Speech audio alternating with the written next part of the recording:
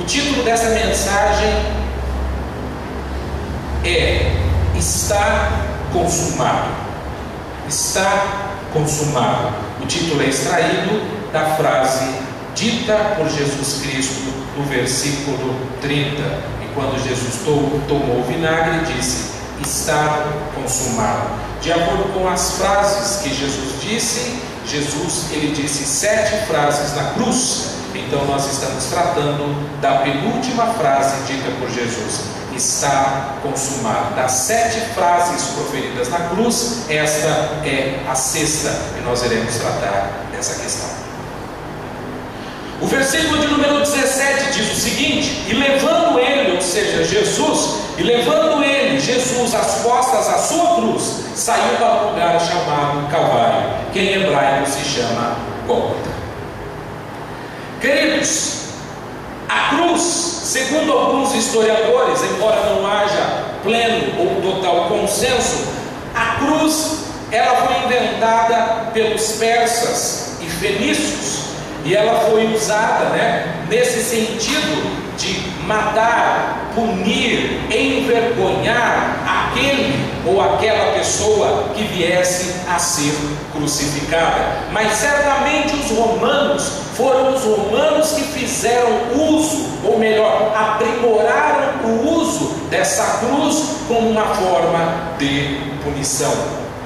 A cruz, meus amados irmãos, era um ato extremamente violento, e as pessoas temiam a cruz, e a cruz ela era temida, a cruz ela era vista de uma maneira tão ruim, aquilo trazia sentimentos ruins a todos que viam, de maneira que o próprio Império Romano, com pouquíssimas exceções, raríssimas exceções, o Império Romano proibia que qualquer cidadão romano viesse a padecer uma morte de cruz. Ou seja, a morte de cruz ela era tão vexatória, a morte de cruz ela era tão cruel, a morte de cruz ela era tão danosa, a morte de cruz causava tão impacto, no mau sentido, nas pessoas que assistiam, que viam, e a cruz ela era vista de tal maneira que o Império Romano diz: esse tipo de punição deve ser dado a todos os cidadãos que não sejam romanos. Ou seja,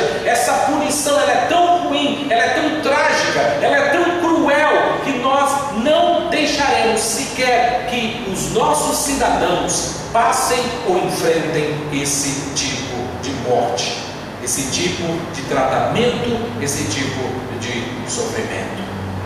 Então, nesse ponto de vista, nós vemos que um cidadão romano tinha mais direitos do que Jesus. Ou seja, um cidadão romano não morreria de cruz, mas Jesus iria padecer uma morte de cruz. Eu quero que você entenda que nessa classificação, Jesus ele é considerado abaixo daquilo que os romanos tinham por si como a cidadania. Ou seja, o cidadão romano, numa escala de tratamento, numa escala de valor, numa escala de qualidade, ele estava acima daquilo que Jesus ia passar. Ou seja, um cidadão romano, por pior que ele seja lá o mal que ele tenha feito, com raríssimas exceções, ele não vai morrer de morte de cruz, mas Jesus Cristo irá enfrentar e padecer a morte de cruz.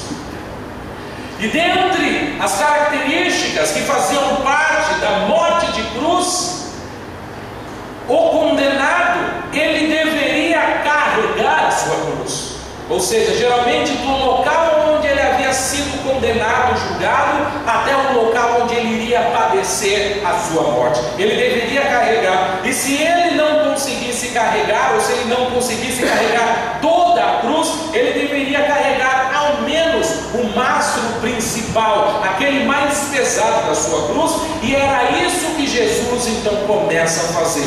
Tendo sido julgado, e nós vimos isso aqui na homilia do sermão passado, do culto passado, Jesus não teve um julgamento, não foi justo e ele não era réu, mas enfim, tendo sido julgado da maneira como eles julgaram a Jesus, Jesus então pega a sua cruz e ele começa a andar até o local onde ele haveria de morrer. E Jesus está então A regra, o comportamento dizia que, como um sinal de culpa, o ato de carregar a cruz era uma marca de culpa, ou seja, então como um sinal de culpa, aquele condenado deveria carregar a cruz. Agora eu pergunto a você, qual culpa tinha Jesus? Que erro Jesus cometeu? Mas a Bíblia diz que ele levou sobre si, meus amados irmãos, ele estava levando sobre si a minha culpa, a sua culpa, a nossa culpa, a culpa nossa, o que nós fizemos de errado, tudo aquilo que nós fizemos, estava simbolizado naquele ato de Jesus carregando a sua cruz até o local onde ele haveria de ser crucificado. O criminoso também deveria levar uma placa, uma espécie de um cartaz que mostrasse para todas as pessoas que passassem, que mostrasse para todas as pessoas que ali estivessem assistindo o motivo pelo qual ele estava padecendo aquela morte. Ou seja, eles queriam que as pessoas soubessem o motivo pelo qual aquele condenado estava morrendo. Ou seja, era como se dissesse o seguinte: se houve um estupro, eles colocavam um estupro, esse homem está sendo condenado por estupro, e aquela ação tinha algumas intenções, ou seja, a intenção era inibir, a intenção era fazer com que as pessoas que estivessem pensando, ou pessoas propensas a cometer aquele tipo de erro, aquele tipo de falha, olhassem para aquela pessoa, se sentissem inibidas, coabidas, sabe, de uma maneira tal intimidadas, que elas falaram: eu não vou fazer aquilo. Então aquilo era uma mensagem para todos aqueles que passavam, mas todo condenado deveria mostrar para todo mundo, também como um símbolo de vergonha, o motivo pelo qual ele estava sofrendo. Ou seja, aquilo pelo qual ele foi condenado deveria ser notório, de maneira que todos vissem. E no caso de Jesus não foi diferente. Eles colocaram uma placa, uma espécie de cartaz para dizer o motivo pelo qual Jesus estava a caminho da sua morte. Versículo 19 diz que Pilatos escreveu também um título e pô-lo em cima da cruz, e nele estava escrito: Jesus Nazareno, Rei dos Judeus. Esse foi o título colocado. Qual era? Lembre-se que nós vimos isso, ou seja, os judeus criaram aquele falso julgamento e acusaram Jesus de blasfêmia, dizendo que ele era o rei dos judeus, dizendo que ele era o Cristo. Então lá estava a acusação: Jesus Nazareno, rei dos judeus. Essa era a acusação. Na verdade, meus amados irmãos, Jesus estava sendo acusado de algo que ele verdadeiramente é, pois Jesus não é apenas o rei dos judeus. A Bíblia diz que anos mais tarde, o mesmo escritor do Evangelho de João, o João agora que escreve o livro do Apocalipse, ele diz no capítulo 19, dizendo o seguinte, que ele tem sobre as suas vestes, na sua coxa, escrito: Rei dos Reis e Senhor dos Senhores. Meus amados irmãos, eles estavam ali crucificando, pensando que eles estavam apenas crucificando a Jesus, supostamente o rei dos judeus, quando mal eles sabiam que eles estavam crucificando o rei de tudo que há. Ele não é apenas rei dos judeus, ele é rei dos judeus, ele é rei dos gregos, ele é rei dos brasileiros, ele é rei de todos. A Bíblia diz que ele é rei dos reis e senhor dos senhores, ele está acima de todos. E o mais engraçado, queridos, é que esse rei dos reis, esse senhor dos senhores, tendo de carregar um madeiro, tendo de carregar uma cruz, de uma culpa de algo que ele não fez, de erros que ele não cometeu, de palavras que ele não proferiu. A história, a revelação nos diz que ainda assim colocaram Jesus, olha só, abaixo dos romanos. O versículo 18 diz: crucificaram e com ele outros dois, um de cada lado, e Jesus no meio. Jesus estava abaixo dos soldados, abaixo da cidadania romana, e ele estava entre os piores dos piores. porque ali estava a pior classe de homens: ladrões, salteadores, estupradores, homens que cometiam insurreição, o pior tipo de homem, que cometiam os piores tipos de erro, porque eram crimes graves, eram crimes horrendos que levavam a uma morte por crucificação. E é entre esses homens que cometeram erros gravíssimos que Jesus é colocado junto. Ou seja, Jesus está colocado entre o pior dos piores. Não é o pior, não. Entre o pior do que há. Fala, vamos crucificá-lo do lado, junto, entre os piores. Ou seja, o que eles querem dizer? Ele está na mesma classe desses homens. Ele é tão mau, ele é tão ruim, ele é tão vil, ele é tão maligno. O ato que ele cometeu é tão danoso quanto o ato daqueles homens. Jesus é equiparado à pior classe de homens que há. O engraçado disso aqui é que quando Pilatos escreveu nessa placa, nessa espécie de cartaz, Jesus Nazareno, o rei dos judeus, os judeus ficaram bravos, se enfureceram. Por quê? Porque eles não queriam exatamente que essa denominação, esse título, e eles foram reclamar com Pilatos, e chegaram dizendo o seguinte: Pilatos, não é para você dizer que Jesus Nazareno é rei dos judeus, é para que você escreva aqui, ele disse que ele é o rei dos judeus. Tem uma diferença, as pessoas vão passar e vão ler, e vão achar que ele é o rei dos judeus. Nós não queremos isso, nós queremos que você escreva o seguinte: Jesus Nazareno disse que ele é o rei dos judeus. Aí vai ficar certo. E aí Pilatos olha para eles e diz o seguinte: o que eu escrevi, e eu não vou mudar. O que ele quer dizer? Pilatos, nós vimos no texto, sabia que Jesus era inocente. Pilatos sabia que Jesus havia sido entregue por causa da inveja. O texto diz, outros evangelhos diz, pelo menos 2 evangelhos diz que Jesus foi entregue por causa da inveja dos outros judeus.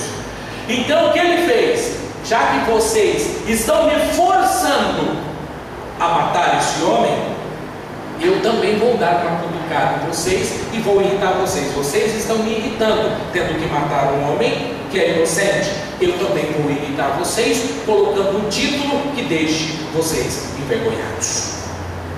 Era isso que estava acontecendo. Mas você pode olhar e falar assim: que bom que Atos de Pilatos, mas isso não é suficiente, meus amados irmãos. Se ele de fato quisesse ser justo, se ele de fato quisesse fazer o que era certo, ele deveria ter libertado a Jesus. Lá estava Jesus então, carregando a sua cruz. E a Bíblia diz no versículo 23: tendo, pois, os soldados crucificado a Jesus, tomaram as suas vestes e fizeram 4 partes, para cada soldado uma parte, e também a túnica. A túnica, porém, tecida toda de alto a baixo, não tinha costura. Disseram, pois, uns aos outros: não a rasguemos, mas lancemos sorte sobre ela, para ver de quem será. Isso foi assim, para que se cumprisse a escritura que diz: dividiram entre si as minhas vestes, e sobre a minha túnica lançaram sortes. Os soldados, pois, fizeram essas coisas. Quando eu estudava, quando eu meditava para pregar, eu estava até propenso a ministrar apenas esses 2 versículos, e os irmãos vão entender por quê. Dentre os soldados romanos que estavam encarregados de cuidar da crucificação, era prerrogativa, ou seja, era uma prática comum que todo e qualquer soldado, se ele fosse encarregado de cuidar de uma crucificação, todo e qualquer objeto que pertencesse ao futuro crucificado ficaria com os soldados. Ou seja, toda e qualquer posse, pertence que aquela pessoa tivesse, no momento da crucificação, ele perderia o direito sobre aquela posse, ele perderia o direito sobre aqueles pertences, e aqueles pertences passariam a ser dos soldados que ali estavam para realizar a crucificação. E por que isso é interessante, queridos? Sabe por quê? Porque o texto diz que quando Jesus foi crucificado, sabe o que ele tinha com ele? Apenas as suas vestes.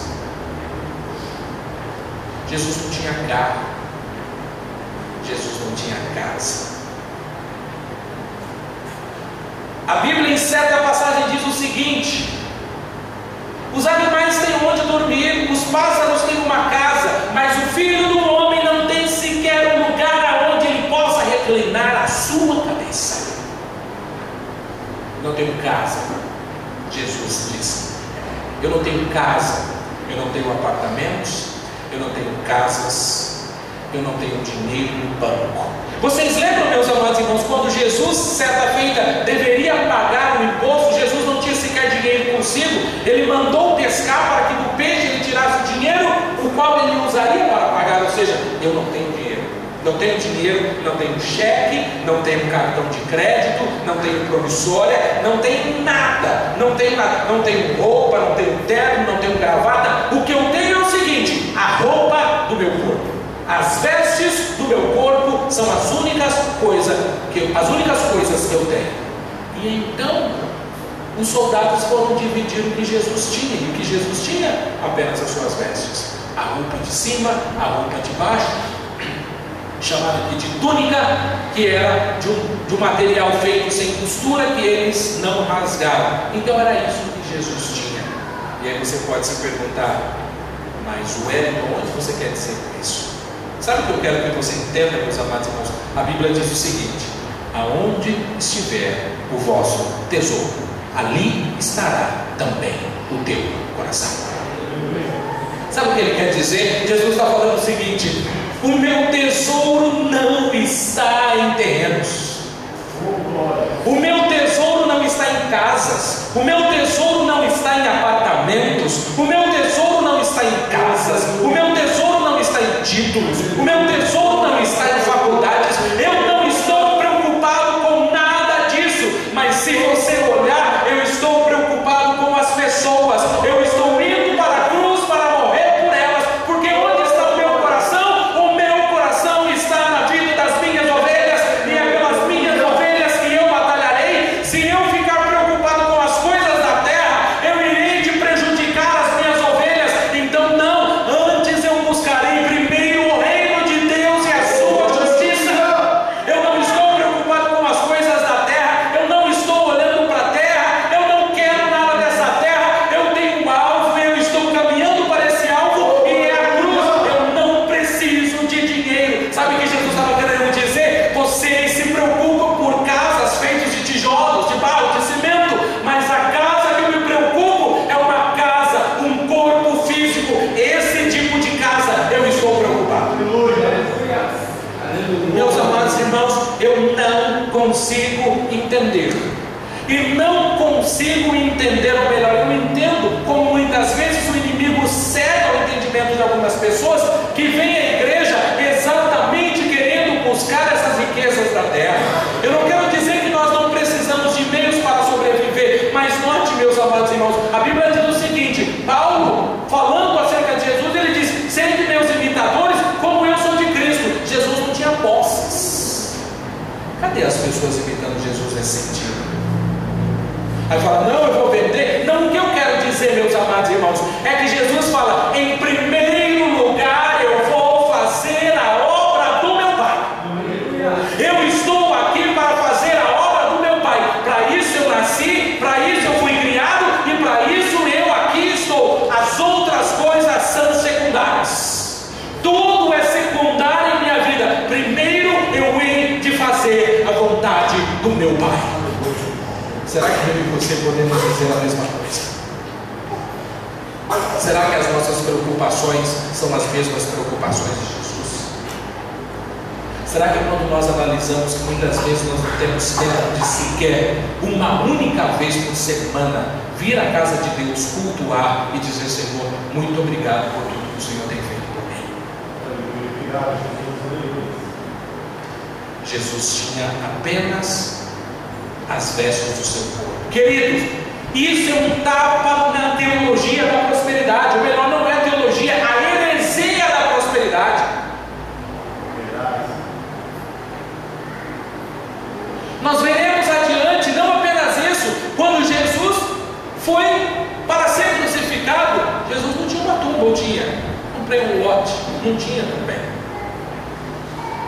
Sabe por que ele falou? A minha preocupação não são com as coisas dessa terra, eu estou preocupado só com as coisas celestiais. Meu amado irmão, que Deus ele possa aumentar cada vez mais a sua visão, de maneira que eu e você passamos a nos preocupar com as coisas espirituais e passamos a deixar de lado secundário aquilo que é secundário. Primeiro as coisas de Deus, depois as coisas da terra. Primeiro Deus, a Bíblia diz: amarás o Senhor teu Deus acima de todas as coisas.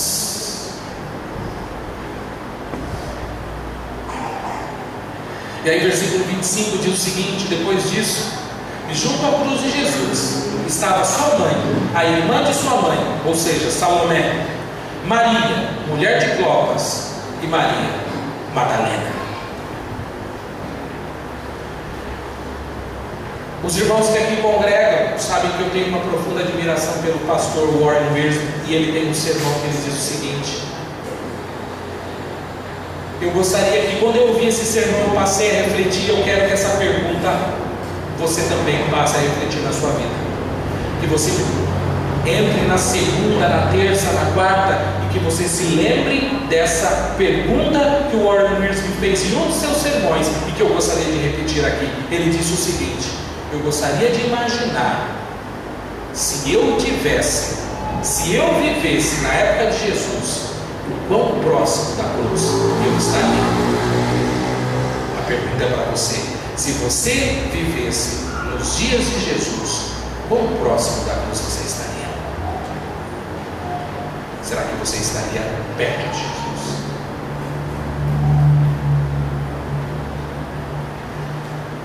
Aí talvez você poderia até dizer: sim, eu estaria próximo. Agora a pergunta é: nós não estamos vivendo o sofrimento que Jesus viveu, e mesmo assim você não consegue cultuar, você não consegue vir à igreja? Se alguns pequenos problemas comparados aos problemas que Jesus enfrentou faz com que você não esteja na presença de Deus, você tem certeza que de fato você estaria perto da cruz caso você vivesse na época de Jesus? Eu fico perguntando, meus amados irmãos, se eu estivesse naquele momento, em que lugar será que eu estaria? E eu quero que você reflita: em que lugar você estaria?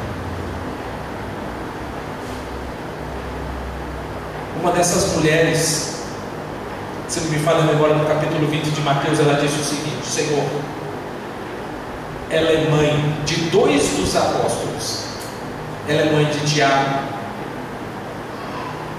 ela é mãe de João.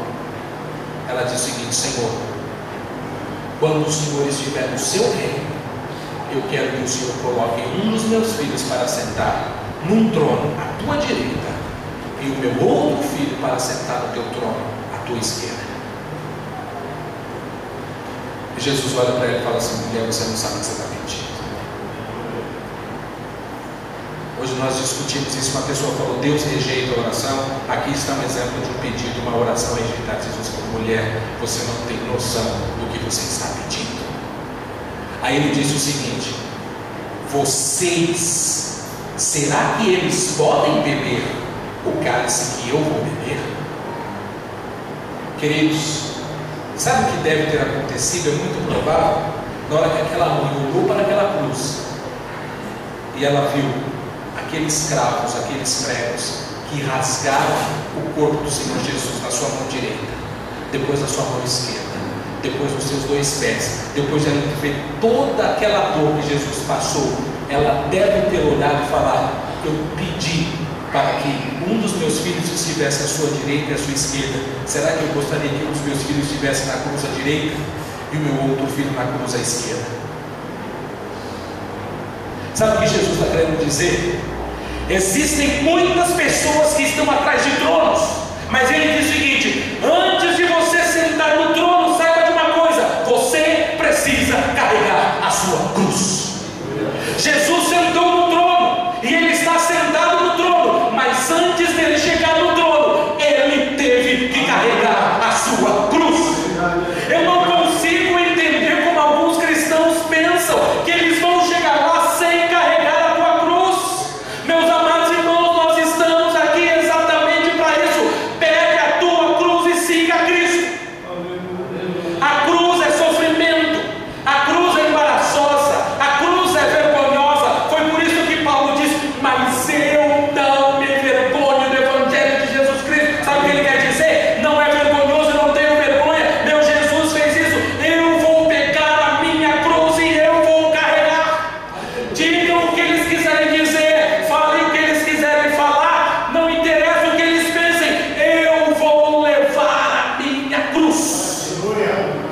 Eu não sei você, meu amado irmão, mas o motivo pelo qual você está aqui é para que você beneficie a sua cruz e siga a Cristo.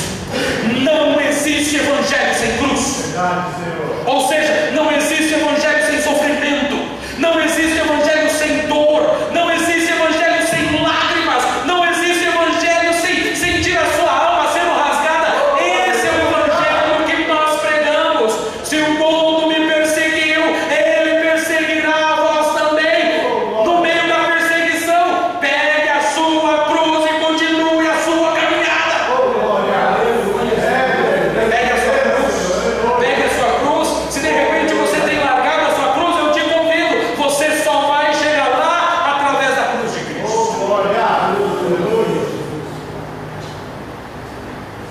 Eu imagino aquelas mulheres. A Bíblia diz que uma dessas mulheres também Jesus expulsou dela 7 demônios. O Evangelho de Lucas nos diz isso. E Jesus naquele momento de dor, Jesus naquele momento sentindo todas aquelas dores físicas, porque Jesus é 100% homem, 100% Deus, mas 100% homem, sentindo todas aquelas dores, Jesus ainda, como sempre nós vimos o cuidado que ele tem com as suas ovelhas. Jesus ele olha e diz o seguinte, Jesus olha para sua mãe e diz o seguinte: mulher, eis aí o teu filho. Jesus olha para João e diz: eis aí a tua mãe. Jesus fala: eu estou indo, é minha obrigação cuidar da minha mãe. Minha mãe está ficando velha, está ficando idosa, e a Bíblia diz que aquele que não cuida da sua família é pior do que o incrédulo.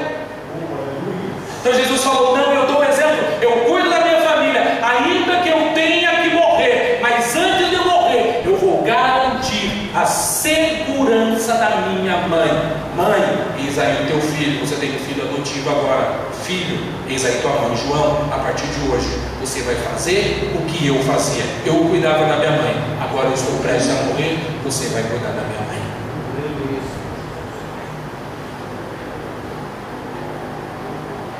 E aí a Bíblia diz, eu tenho que me adiantar, versículo 30. E quando Jesus tomou o vinagre, disse: está consumado. E inclinando a cabeça, entregou o Espírito. Note, meus amados irmãos, a morte não tinha e não tem autoridade sobre isso. Jesus disse: agora é o momento que eu vou morrer, eu decido a hora. E nós vimos aqui no livro de João que um dos temas do livro de João é a hora. A minha hora chegou, agora é o momento. Ele disse no começo, por exemplo, quando ele conversa com a sua mãe nas bodas de Caná: mulher, não é chegada a minha hora. Mas ele diz: agora é chegada a minha hora, é o momento do meu Pai, eu estou dentro do relógio do meu Pai, do relógio divino, e agora é a hora de morrer. Eu entrego o meu Espírito, eu estou no controle, eu entrego o meu Espírito. Mas antes de ele entregar o seu Espírito, Jesus ele diz o seguinte: está consumado. Esse é o tema da nossa mensagem. A palavra ou a frase está consumado no grego é tetelestai. Tetelestai tem alguns significados. Tetelestai significa está consumado, está terminado, permanece consumado e sempre estará consumado. Essa é a ideia do grego. Está consumado, permanece consumado, sempre estará consumado. Está terminado, permanece terminado, sempre continuará terminado. Uma das outras, um escravo, quando ele terminava o seu serviço, ou seja, está terminado, está acabado, ele usava essa frase para falar ao seu senhor, para dizer: eu terminei, eu acabei. Ele dizia: tetelestai, está acabado, está consumado. Aquela obrigação que o Senhor me deu, eu cumpri. O sumo sacerdote ou os sacerdotes, quando eles avaliavam os animais que estavam ali para serem oferecidos como holocausto, se aquele animal preenchesse os requisitos bíblicos, ou seja, que fosse macho, que fosse primogênito, que não tivesse defeito, ele olhava para aquele animal e dizia: está perfeito, está correto, está consumado. Ele dizia tetelestai. Era como se fosse, era a mesma coisa que Jesus estava dizendo, ou seja, eu sou o cordeiro, o primogênito, o perfeito, sem mácula, sem defeito. Eu sirvo para servir de expiação para esse povo. Está consumado, tetelestai.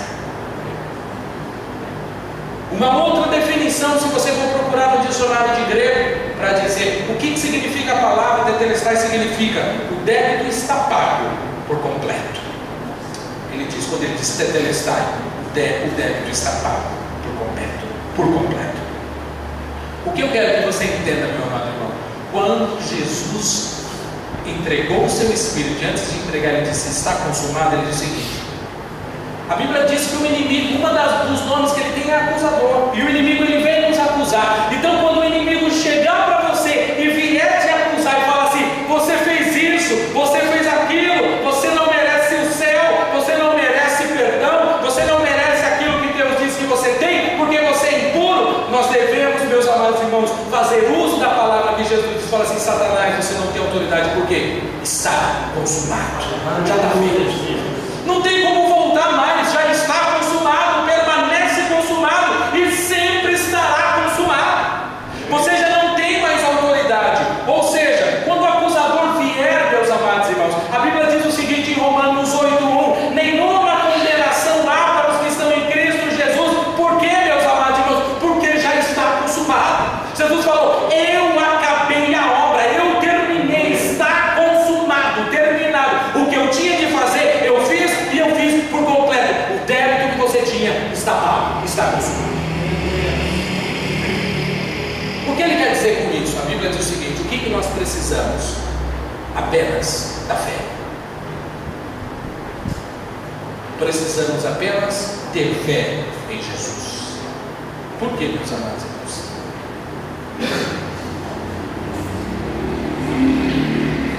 Efésios capítulo 2, versículos 8 e 9 diz assim: pela graça sois salvos, por meio da fé, e isso não vem de vós, é dom de Deus, é presente de Deus, não vem de obras, para que ninguém se glorie.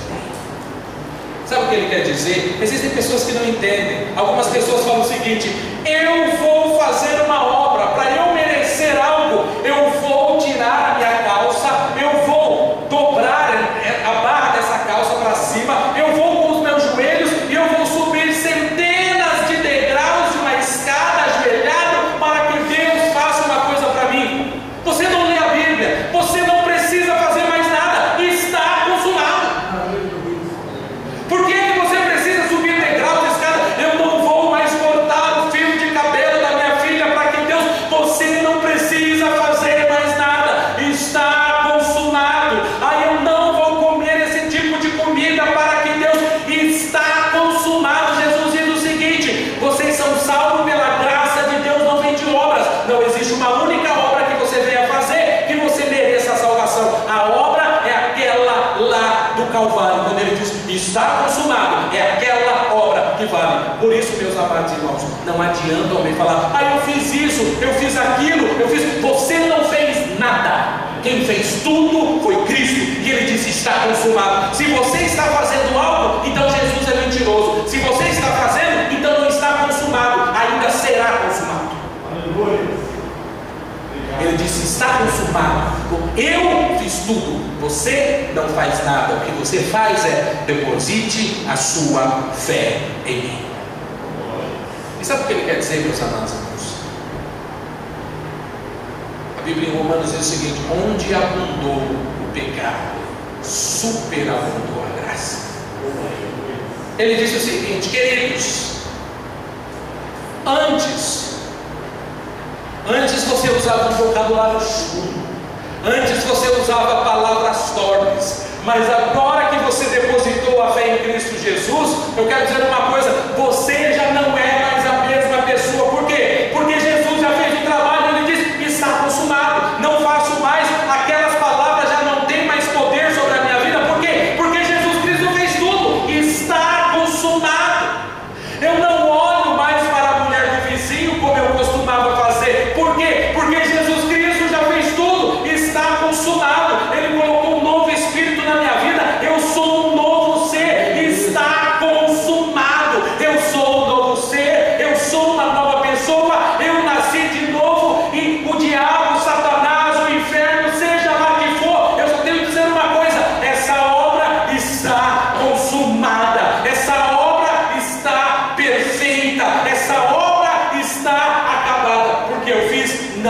porque meu Jesus fez.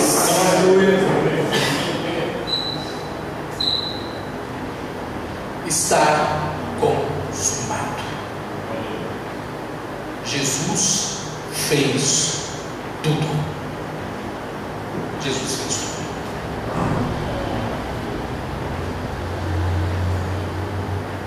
Queridos, que palavra forte, né?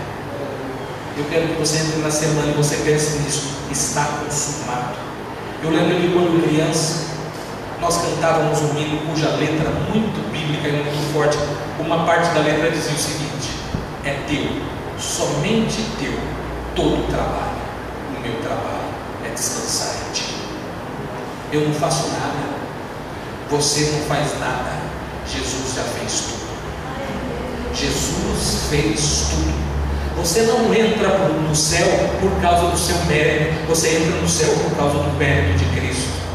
Os seus pecados são perdoados, não porque você é bom, porque você é bonito. Os seus pecados são perdoados por causa do trabalho de Jesus na cruz. Você, meus amados irmãos, e eu quero que você saia daqui refletindo sobre isso.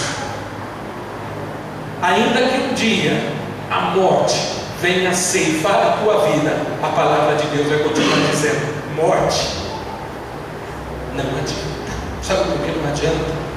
Porque eu pronunciei uma palavra, e essa palavra diz o seguinte: tetelestai, está consumado. O que eu fiz está feito, e está feito por completo. É por isso que a Bíblia diz, meus amados irmãos, vamos depositar a nossa fé em Deus, porque das mãos de Deus ninguém nos tirará. Por quê? Porque a obra dele está consumada.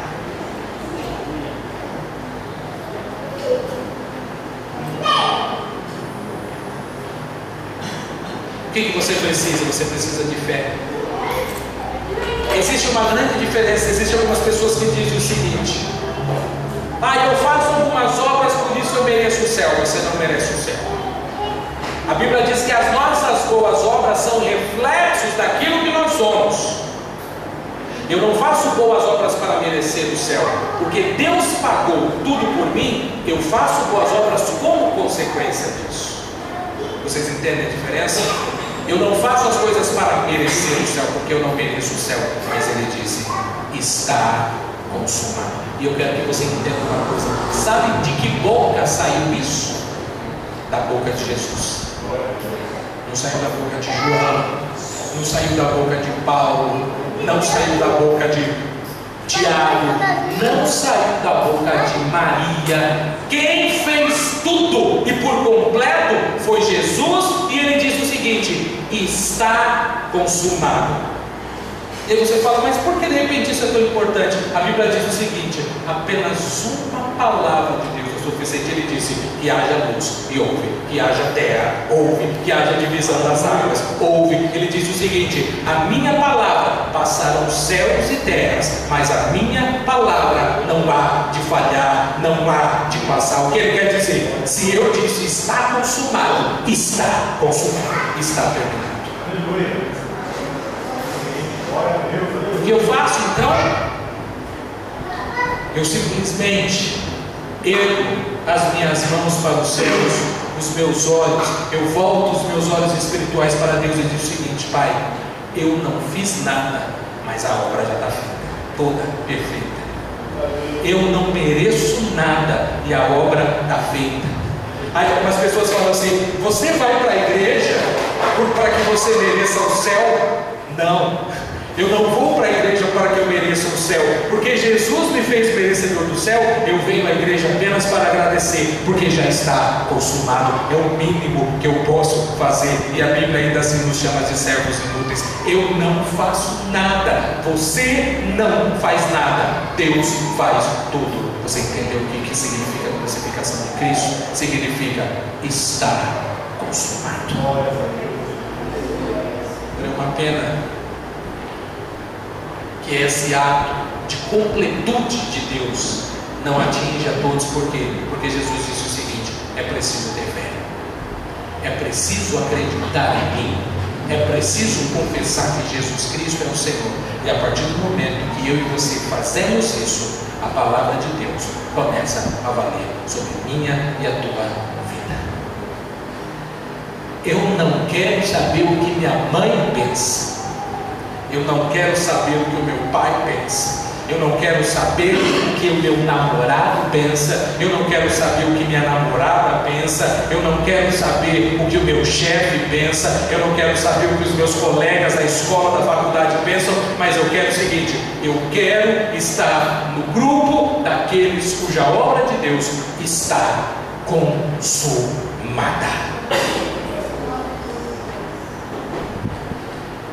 E hoje, meus amados irmãos, nós estamos indo para o término. Eu irei fazer até algo diferente com vocês. Quando você pegar os elementos da ceia, o pão e o vinho, nós comumente fazemos a leitura como é no nosso costume, mas eu quero que você diga o seguinte: está consumado.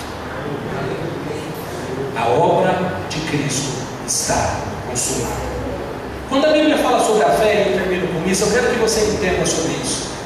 A Bíblia diz que a nossa leve e momentânea tribulação, saiba lá, o que você estiver passando é leve e momentâneo. Por quê? Porque já está consumado. Ele disse: ainda mais só um pouquinho de tempo, e o que há de vir, virá e não tardará. Por quê? Porque está consumado. O que ele quer dizer? As aflições desse tempo presente não podem se comparar com a glória que nos está revelada, porque já está feito. Querido, olhe para o céu e pense o seguinte: você olha e fala assim: eu não sei como que eu vou ficar. Você já está bem, porque está consumado. Eu não sei como que vai ser o meu futuro. O seu futuro já está consumado. Aí eu não sei o que vai acontecer. Nós não temos preocupação, sabe por quê? Porque já está consumado. A obra de Cristo já está consumada.